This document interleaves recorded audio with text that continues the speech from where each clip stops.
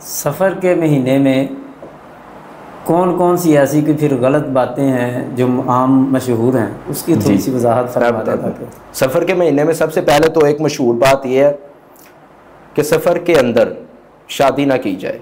जब वजह पूछी जाती है तो वजह आगे से यही मिलती है, तो मैं पहले जिक्र कर चुका हूँ कि जब आप सफ़र के महीने के अंदर शादी करेंगे ना, तो जो दो जोड़े हैं ना, वो उनका ना सेटअप नहीं बन सकता, निभा नहीं होगा। हाँ, निभाव नहीं हो सकता।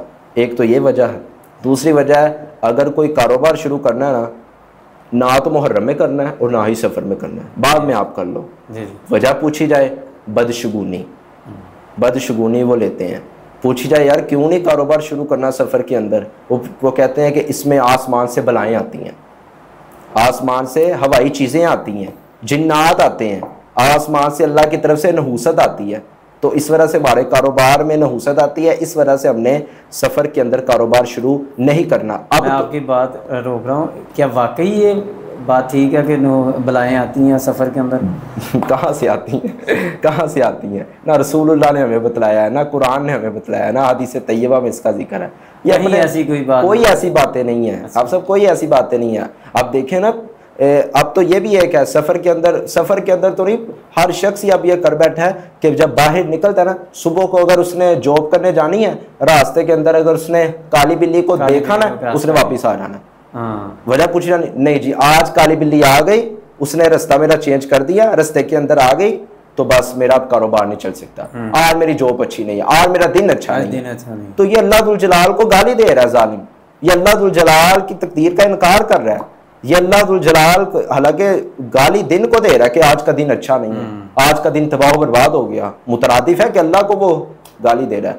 तो किसी महीने, तो तीसरी बात ये, और तीसरी बात, इस माह के अंदर लोग बहुत सी इबादत करते हैं कि जिस तरह मैंने आपको 2 इबादत का जिक्र किया है। जी जी। और चौथी बात यह है कि इस माह के अंदर लोग ज़्यादातर अपने घरों से बाहर भी नहीं निकलते, अपने घरों से बाहर नहीं निकलते। वजह क्या है? वो कहते हैं जब हम बाहर निकलेंगे आसमान से जो बलाएँ आई हैं ना, बलाएँ आई हैं, वो हमें चिमट जाएंगी।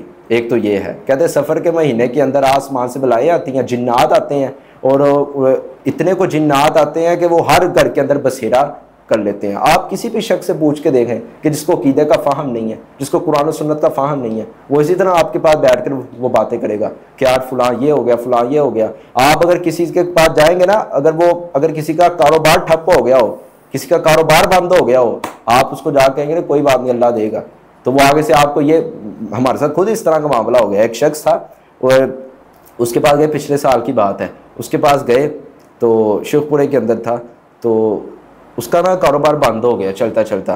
तो हमने कहा कोई बात नहीं, आप दुआ करें, इंशाल्लाह अल्लाह दुल जलाल उसी तरह आपके कारोबार को तरक्की देगा जिस तरह पहले थी।